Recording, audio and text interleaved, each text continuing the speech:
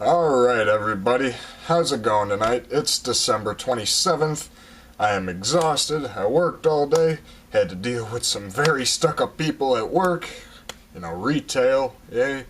But, water under the bridge, everything aside, I'm ready to do my post-Christmas slash autumn DVD update, movie update, since my last one was in September, which was mainly the summer update, so... now this is mainly all the stuff I got for Christmas and throughout the course of October, November. It's a pretty good one here, so... Alright, so without wasting any time, here we go. The first three are actually VHS tapes. They're all gifts. The person that got used to me, they know I'm a huge fan of the 80s. They know I love my 80s cheesy horror movies, action movies, what have you. So these first two are actually two movies I have never heard of before. And this first one, it was a Christmas gift, or these first two were Christmas gifts. This first one I have never seen. I didn't get to open this one yet. I didn't get to watch it yet because I've been busy. But it's called Nomads, starring actually Pierce Brosnan, which is very interesting. Very early role for Pierce Brosnan. Apparently this is from a Blockbuster video. Yeah, I have not gotten a chance to watch this one yet. I've heard good things. I've heard it's kind of trippy. I've heard the story's a little confusing, but I'll be very interested to give this one a watch.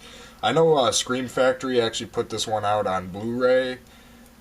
So I really like this cover, though. The cover has promise. It seems like this will be a good one. I'll be interested to give this one a watch.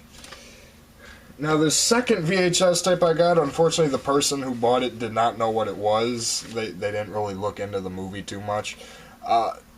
Once again, it's an 80s movie. I never heard of this one.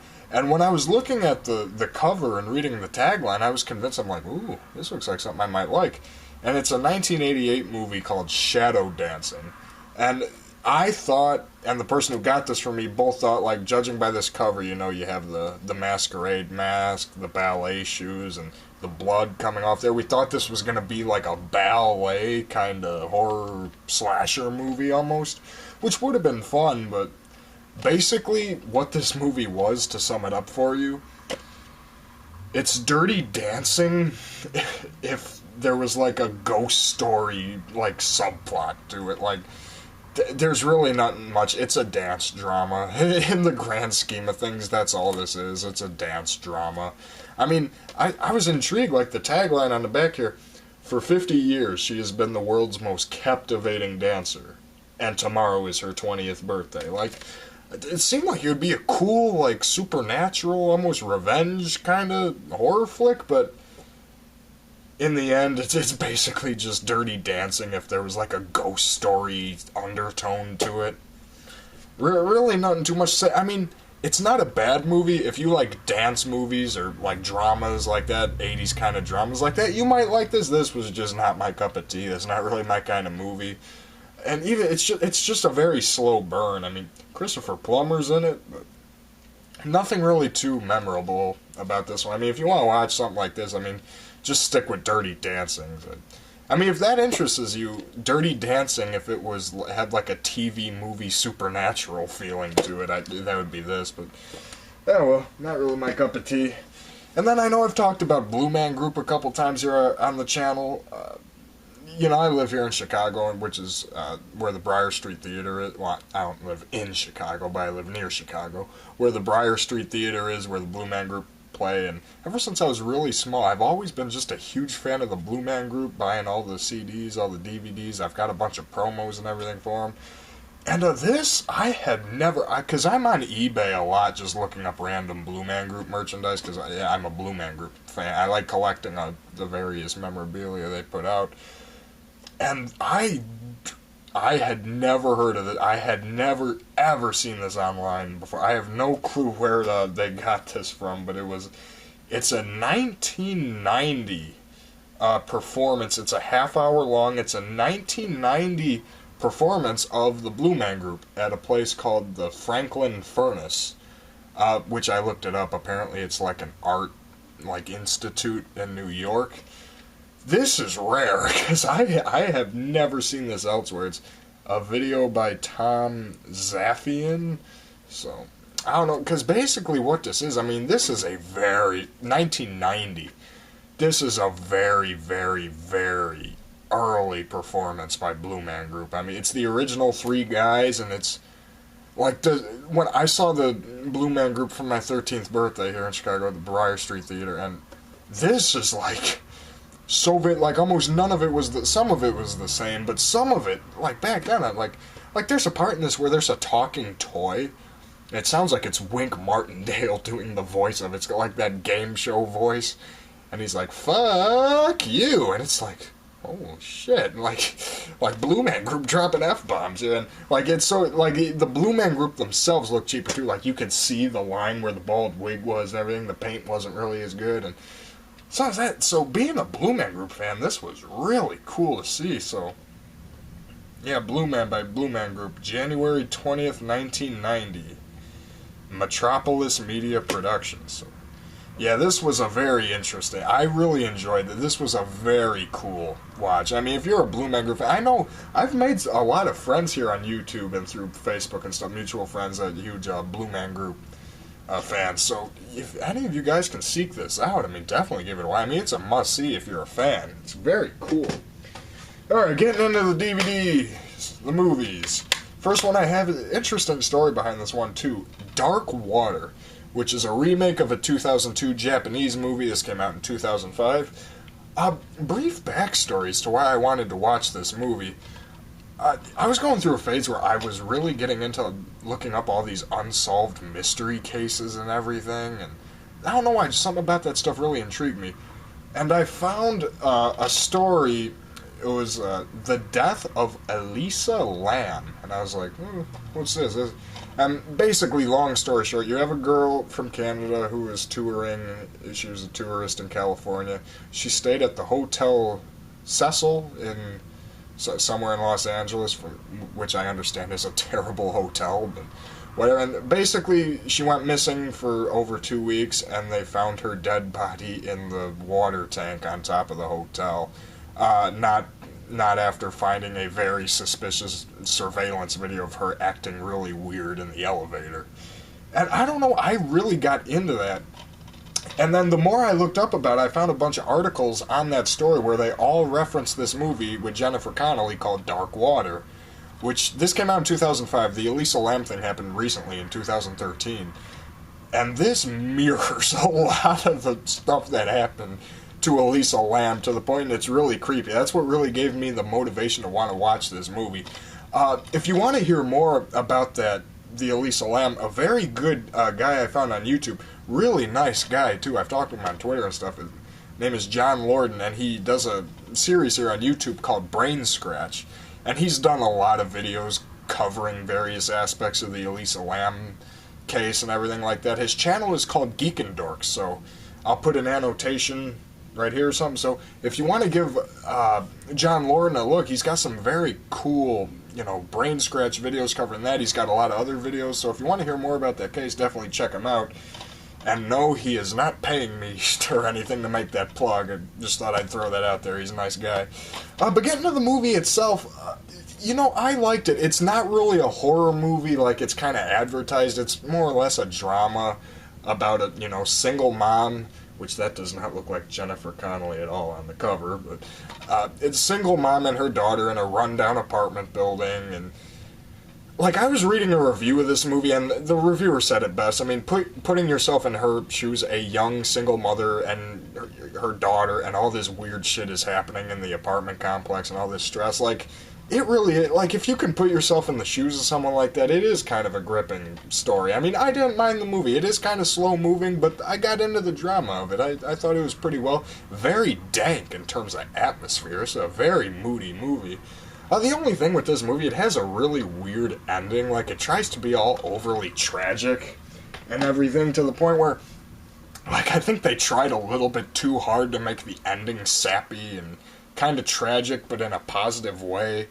I think it could have ended a little differently, but I haven't seen the Japanese version, so I don't know what the differences are, but yeah, definitely check that out. After reading the Elisa Lam story, too, like, that story, just in general, is a really weird, like, you'll be reading about that, you'll be like, what? So, but yeah, Dark Water, not that bad. Alright, getting into this next movie. This is one hell of a movie right here. It's, from what I understand, this is a movie. It was made in 1990, was shelved in a vault until 2009, until Code Red put it out on DVD with special features and everything. I am talking about the lost movie that is Night of the Dribbler. Gets a 2.6 out of 10 on IMDb. I don't think I found a single positive review about this online. And I'm just gonna be front. I really loved this movie. I thought this was great. Literally, if you like Airplane or UHF or movies like that that pretty much rely on just random, silly humor, this is the movie for you. This is not a horror movie. I think that's where this movie... It's marketed as a horror movie here on the cover and everything like that. This is not a horror movie. This is a 100% goofball, just stupid. And I mean stupid movie. Literally, every single line of dialogue in this movie is a shitty pun. And every single action is some kind of slapstick or joke or what have you. This is literally one of the most stupid movies I have ever seen. And I loved every second of it. Because this to me is entertainment. I had a ball. I actually watched this on Christmas. This was a Christmas gift. I watched this on Christmas with my cousin Jason and his friend Sarah. The three of us were laughing our asses off at it. I mean... You've got two cops named Danny Glover and Mel Gibson. You've got lines of dialogue. It's Airplane. It's like Airplane and the Naked Gun on the basketball court. That's the main... Also, don't get this in your head, the Dribbler. This is not as big of a part of the story as you would think. But I had a lot of fun with this movie. And if you just want a goofy, fun time, I'd give this a watch. Because 2.6 out of 10 on IMDb, who cares? I mean, this is entertainment right here. This is my kind of... And I guarantee you, if you watch some of the videos I've made this year, whether, the 3 commercials I made 3 commercials. For a wheelbarrow, a hammer, and a house. Literally, this is the kind of shit I would write. If you gave my friends and I a small budget to make a cheap movie, and you told me, okay, Ken, make sure basketball is involved. This is the movie I would make. Because, I mean, there's a scene in that movie where there's a basketball bomb. The guy's holding the basketball. There's a wick burning off the basketball, and the basketball just blows up like a bomb, and a guy gets blown out of his shoes. He's like, it's so stupid, but I love it. I like that movie. 2.6 out of 10 on IMDb. Not a single positive review online. I don't care. I liked that movie. I thought it was funny. That was a very fun time. This, on the other hand, was not. Tremors 5 Bloodlines. I'll be honest with you, I was excited about this. When I found out they were making a 5th Tremors movie, I got really excited. I love 1. I really like 2. 2 is a very good sequel. 1 is a classic. Even 3, I don't really mind Tremors 3 that much. It gets hated on a little too much. I always thought 3 was pretty decent. 4 is the one I did not like. I never saw the TV show, so I can't comment on that. But I got excited, Burt Gummer, my favorite character, gonna be the star. But no, they ruined it. Very boring. There is some scene in this too, there's this whole scene involving Burt Gummer in a cage. Really stupid, unnecessary scene. It makes his character look like a total dingus and yeah, I was not that big on this one, Tremors 5. Not a very good sequel. I mean, Jamie Kennedy was okay, but... you have a scene where Burt Gummer pisses in a cup and, showers in it. It's dumb. I mean... it's like Children of the Corn. Tremors does not need to be franchised. Children of the Corn did not need 8, 9 sequels. Neither does Tremors. Tremors, you could have stopped after 2.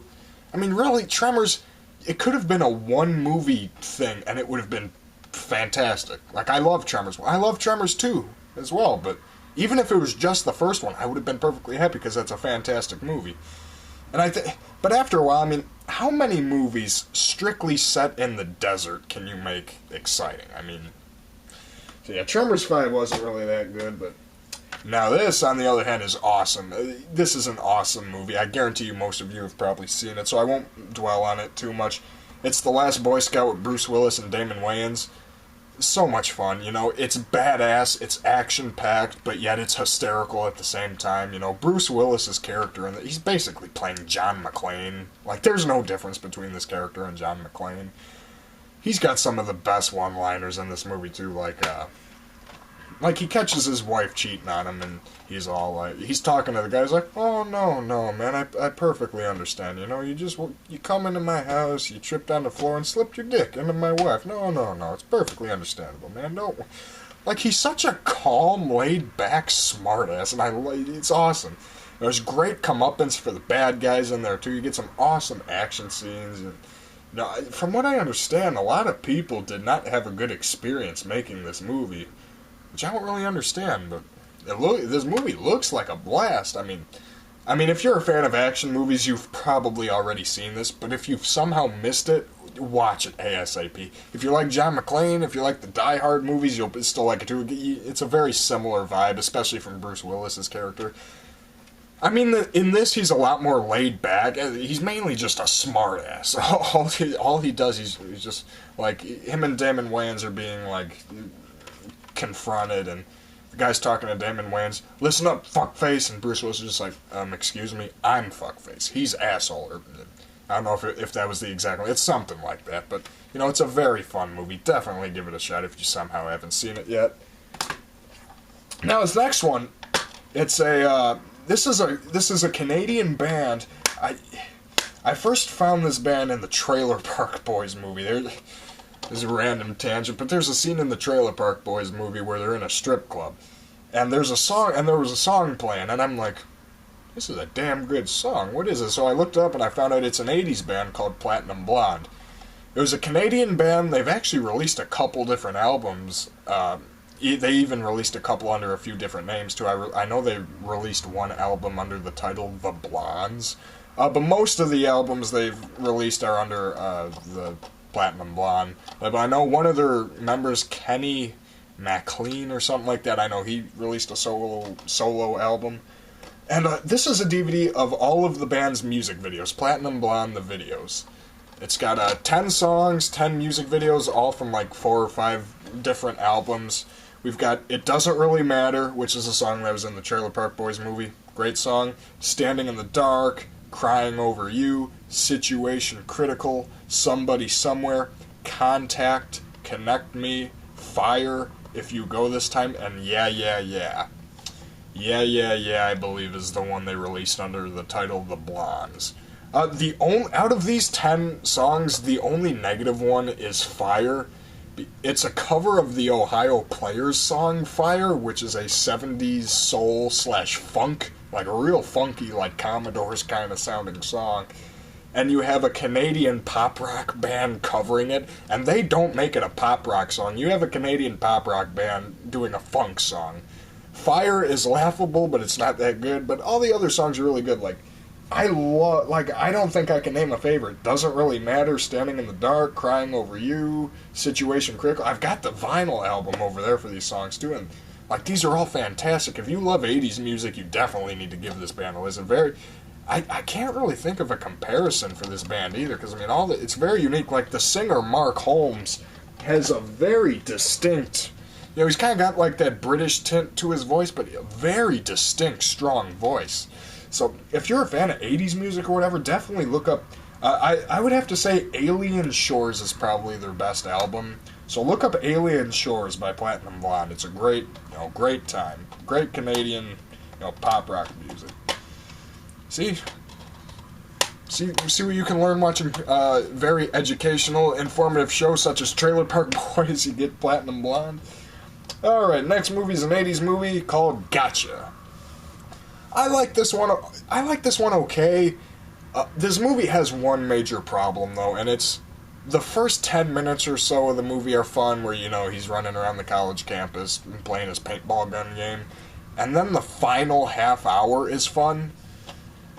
But the entire middle of the movie, where it turns into, a romance, espionage drama between him and Linda Fiorentino, it gets really slow and boring because it's basically just the two of them going around Berlin and stuff. Not really much happens. Like, the beginning is fun and the very ending is fun because that's when the KGB spies and stuff start coming after him and he has to start fighting back. But the entire middle of the movie is very slow paced. That's the one complaint I have about Gotcha.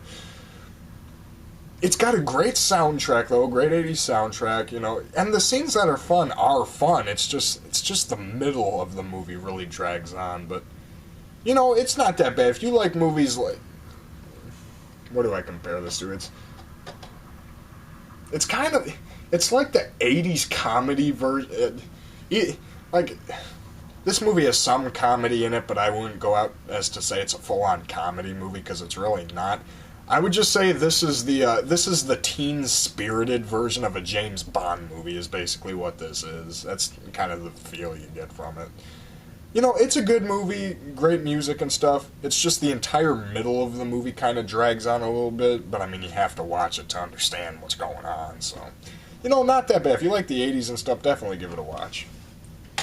Alright, next one was a gift from one of my good friends out in Virginia. Sent me this. It's 3 DVDs. Now, normally I hate reality TV. There are close to no reality shows I like.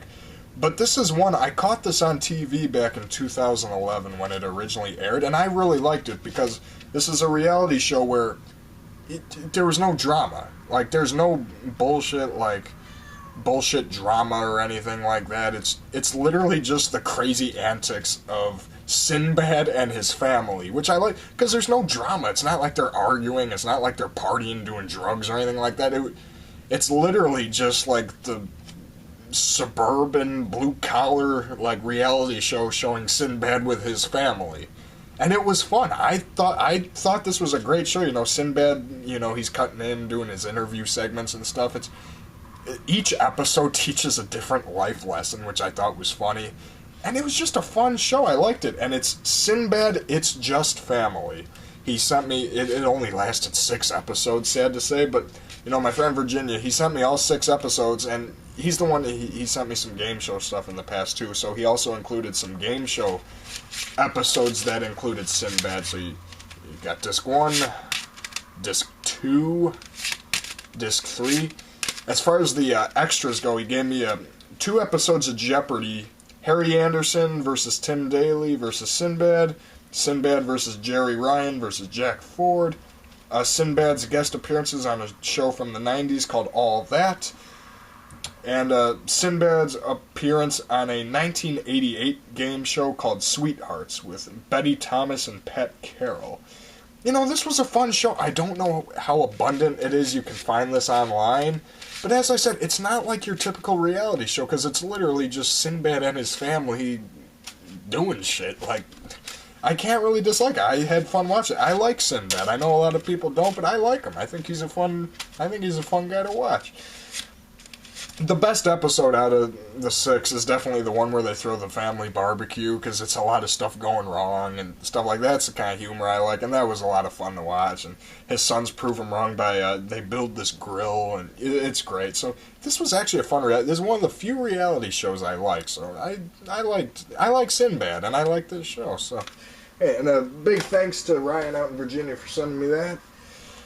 2 left. This is a childhood favorite of mine. I always love this. I was really happy when it finally came out to DVD, and it's Race for Your Life, Charlie Brown. I was very happy when this came to DVD. You know, I had the VHS for so long, ever since I was a kid. Basically, it's about them going to summer camp, and they get involved with all these competitions and stuff with this rival gang, a bunch of pricks and their cat, pretty much. So yeah, that's Race for Your Life, Charlie Brown. You know what's fun? It's Charlie Brown in a whitewater rafting competition, mainly what it was, which after this summer, after going to Costa Rica and doing the 2-hour-long whitewater rafting down the Sarapiquí River, like, whitewater rafting is some intense, like, that's some intense stuff. So, especially now that I've actually done it, it's like, you know, it hits close to home. It's like, yeah, you know you're dealing with some dangerous stuff, because one of my friends actually almost drowned when he fell off and got trapped under the raft. So it's like, yeah, shit can get real. So because of that, this just got more close to home. And Snoopy's fun as always, you know, on his Harley-esque motorcycle there. They made Snoopy out to be this biker guy, and it's awesome. I wasn't really too big on the Peanuts movie, though. I reviewed it in my Christmas video, which I just upload, but I was not too big on it. I really was not. And I don't know, I just thought it could have been more adventurous. Like, it's a good movie. It's not bad. I gave it a 4 out of 10. Maybe that's a little harsh, but it's not a bad movie. It could have been more. It could have been like a bigger adventure to me. And the fact it wasn't that is why a lot of other people are praising it, which I think is funny. And the final DVD I've got here is the Best of the 80s 8-episode DVD of Miami Vice. A great show, you know, great music, great everything. If you're a fan of the 80s, you're a fan of Miami Vice. I think that's pretty much a given.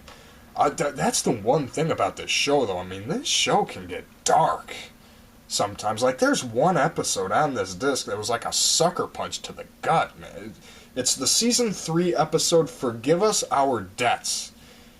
Which, that episode, man. Like, if you're a fan of Miami Vice and you know the episode Forgive Us Our Debts, like, you know that episode. That's, like, that ending is like, damn. Although, I was looking on IMDb, and apparently the villain from that episode makes a return in a later episode. So, hopefully he gets his comeuppance in that episode. The episode he returns in is called Deliver Us from Evil. Haven't seen that one yet. I think that's the one Sheena Easton's in. But, you know, great show if you like the 80s and all that stuff, definitely. I really liked the closer, Free Fall. I thought that was a pretty good way to go out. Yeah, Best of the 80s Miami Vice. I'm going to try to... I've got one of these Best of the 80s DVDs for Magnum P.I., I know they've got one for the A-Team and stuff like that. And a Knight Rider. I need to start collecting more of those, because I like these Best of the 80s. I love all these 80s cop shows, like Magnum P.I., Knight Rider, Miami Vice, the A-Team. I love those kind of... I need to start buying these seasons, too, like, not just these 8-episode things. Alright, but going through everything I just had... 1 second. Let me just gotta gather some stuff here. Alright, so going through everything one last time, we've got Best of the 80s, Miami Vice, Race for Your Life, Charlie Brown, Sinbad, It's Just Family, a very nice gift from one of my friends in Virginia, Gotcha, Platinum Blonde, the music video collection, The Last Boy Scout, Tremors 5, not that good, Night of the Dribbler, I loved it. I don't care what anybody else says about it. I loved it. I thought that movie was hilarious. Dark Water, Blue Man Group Live at the Franklin Furnace, 1990, Shadow Dancing, and Nomads. Now, if you've stuck around this long in the video, I thought I'd do something fun at the end here. Today's date is December 27th, 2015. 6 years ago was December 27th, 2009. What is special about that date?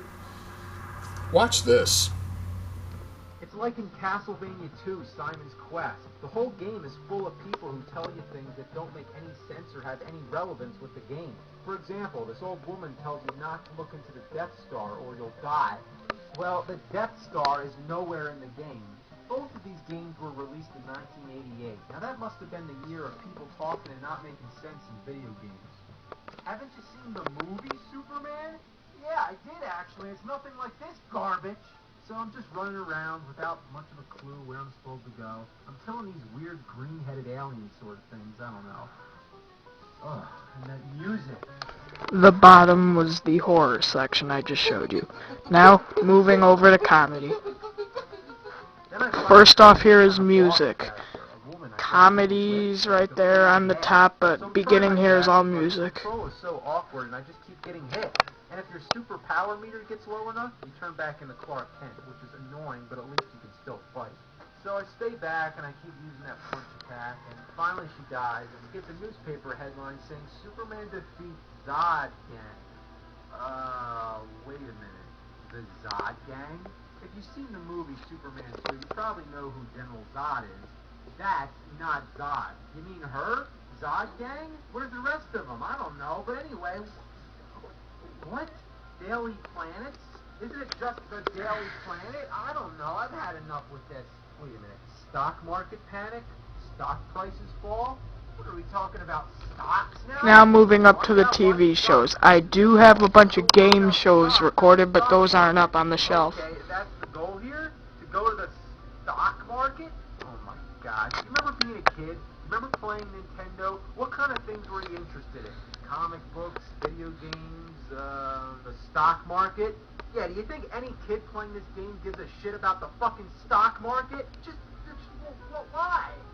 Why make a game that has anything to do with stocks or taxes or politics? You just don't do that. It's like, what were they thinking? Stocks?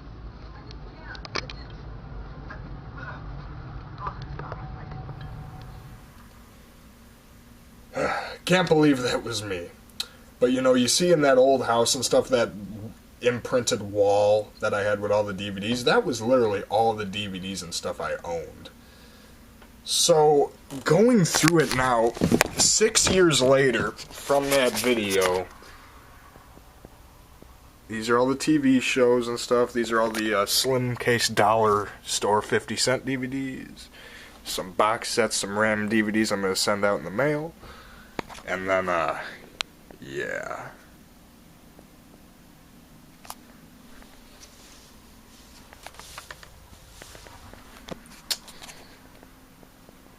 Six years. And, yeah, so we've gotten all of that. You know, I don't know how many people actually knew my channel existed back in 2009, but, you know, for all of you that watch my DVD updates and everything, just thank you for watching, thank you for the support. It's a hobby I love doing. I love sharing my thoughts and opinions with you guys. I love checking out other people's opinions, so just keep on watching. I'm going to try to do as many as I can. I know the next DVD update, it probably won't be till March or April, depending on when I did a good lineup of stuff, because I know there's some stuff coming out in these next couple months that I'm looking really forward to picking up. So next one will probably be either March or April. And yeah, just thank you for following me. Thank you for watching these videos. I'll be sure to keep them going. And yeah, so hope you enjoyed the video, and we will see you next time.